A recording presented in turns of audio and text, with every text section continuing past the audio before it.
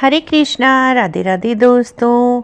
विशाख पूर्णिमा का त्यौहार 23 मई 2024 दिन बृहस्पतिवार को मनाया जाएगा। यदि आपने पूरा महीने स्नान किया है, व्रत किया है तो उद्यापन कैसे करें, और यदि आपने पूरा महीना कुछ भी नहीं किया है, केवल पूर्णिमा पर ही आपने स्नान किया है एक दिन का, उसका उद्यापन कैसे करें और क्या क्या दान हमें करना चाहिए, और विशाख पूर्णिमा को वर्ष की सबसे बड़ी पूर्णिमा क्यों कहा जाता है। तो मित्रों, वैसे तो साल में 4 बड़ी पूर्णिमा आती हैं, कार्तिक की पूर्णिमा, माघ की पूर्णिमा, शरद पूर्णिमा और चौथी विशाख की पूर्णिमा। यदि आप पूर्णिमा का व्रत नहीं करते तो कम से कम विशाख पूर्णिमा का व्रत तो आपको अवश्य ही करना चाहिए। इससे घर में सुख, शांति और समृद्धि आती है, घर के सभी दुख कष्ट दूर हो जाते हैं। विशाख पूर्णिमा का व्रत करने के लिए मित्रों, आप सबसे पहले ब्रह्म मुहूर्त में 4 बजे उठ जाएं। उसके बाद नहाने के पानी में कुछ बूंदें गंगा जल की और तिल की मिला लें। यदि आप गंगा जी के किनारे जाकर गंगा तट पर स्नान करना चाहते हैं तो बहुत ही अच्छी बात है, लेकिन सब लोग गंगा जी के किनारे नहीं जा सकते, तो सबसे उत्तम उपाय है कि आप घर में नहाने के पानी में ही कुछ बूंदे गंगा जल की और तिल मिलाकर नहा लीजिए। उसके बाद सूर्य भगवान की उपासना करें। सूर्य भगवान की उपासना करने के लिए एक तांबे का लोटा ले लीजिए। तांबे के लोटे में अक्षत, रोली, लाल फूल और तिल डालकर सूर्य भगवान को अर्घ दें और मन ही मन ओम सूर्य देवाय नमः, ओम भास्कराय नमः, इस तरह से मंत्र जाप करते रहें। उसके बाद आप अपने घर के मंदिर में साफ सफाई करके भगवान विष्णु जी के जो भी स्वरूप आपके पास है, लड्डू गोपाल जी, भगवान श्री रामचंद्र जी, उन सबको आप बढ़िया सुंदर पहले स्नान कराएं, पंचामृत से बढ़िया सुंदर श्रृंगार करें, भगवान जी को फूल अर्पित करें, नारियल चढ़ाएं, तिलक लगाएं, चंदन लगाएं, अक्षत लगाएं। उसके बाद देसी घी का दीपक जलाएं और वहीं पर बैठकर आप विशाख नहाने की बांदरी की कहानी सुने और विशाख पूर्णिमा की कहानी भी इस दिन आप अवश्य ही सुने। और इन दोनों कहानियों का लिंक भी डिस्क्रिप्शन में दिया हुआ है, आप वहां पर जाकर सुन सकते हैं।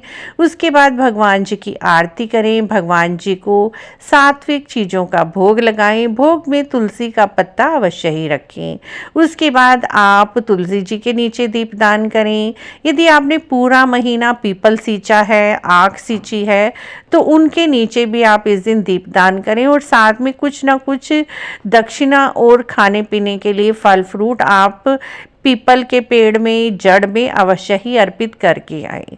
उसके बाद इस दिन उद्यापन भी आप अवश्य करें। उद्यापन आप अपनी यथाशक्ति, जैसे आपके अंदर शक्ति है उसके अनुसार कर सकते हैं, कम ज़्यादा।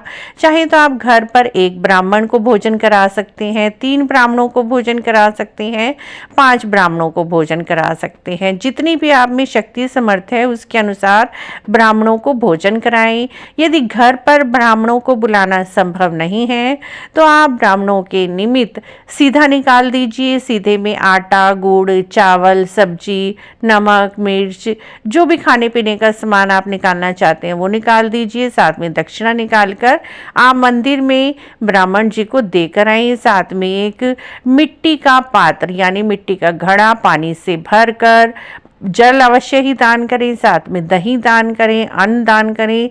इनका महत्व बहुत ही अधिक बताया गया है। विशाख की पूर्णिमा को मृत्यु के देवता यमराज के निमित्त भी आप अवश्य ही कुछ ना कुछ अवश्य ही निकालें। इससे भी आपको अकाल मृत्यु के भय नहीं रहता और इससे यमराज बहुत प्रसन्न होते हैं।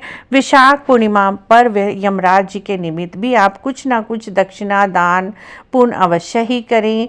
उसके साथ आप इस दिन छाता दान कर सकते हैं, जूते चप्पल दान कर सकते हैं, वस्त्र दान कर दीजिए। ब्राह्मण और ब्राह्मणी के जोड़े के लिए आप ब्राह्मण जी के लिए कपड़े दे दीजिए, कुर्ता पजामा, धोती कुर्ता, या ब्राह्मणी जी के लिए आप साड़ी, सूट, ब्लाउज पीस, श्रृंगार का सामान, उसके साथ ही कुछ मीठा, लड्डू या सुहाली जो भी आप देना चाहते हैं, साथ में उसके ऊपर दक्षिणा रख कर मिनस कर, जल से 3 बार मिनस कर, और ये सारा सामान आप सुबह सुबह ही निकाल कर मंदिर में दे आएं। और शाम को भी आपको उसी तरह से पूजा करनी है जैसे आपने पूरा महीना पूजा की है। उसी तरह से आप घर के मंदिर में दीपक जलाएं, तुलसी जी के नीचे दीपक जलाएं, पीपल के वृक्ष सींचा है, पीपल के वृक्ष के नीचे भी आप शाम के समय अवश्य ही पूजा करके आएं।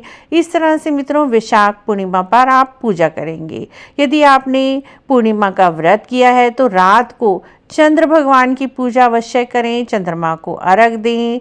आप एक चांदी के लोटे में जल भरकर उसमें कच्चा दूध, सफ़ेद फूल, अक्षत और पताशा डालकर चंद्र भगवान की आप उपासना करें, उन्हें जल अर्पित करें और वहीं पर खड़े होकर 3 परिक्रमा लें। इस तरह से आप चंद्र भगवान को अर्घ दें। उसके बाद आप सात्विक भोजन खाकर, बिना प्याज लहसुन का नमक युक्त अन्न खाकर आप भोजन कर लीजिए। इस तरह से आपका पूर्णिमा का व्रत हो जाएगा।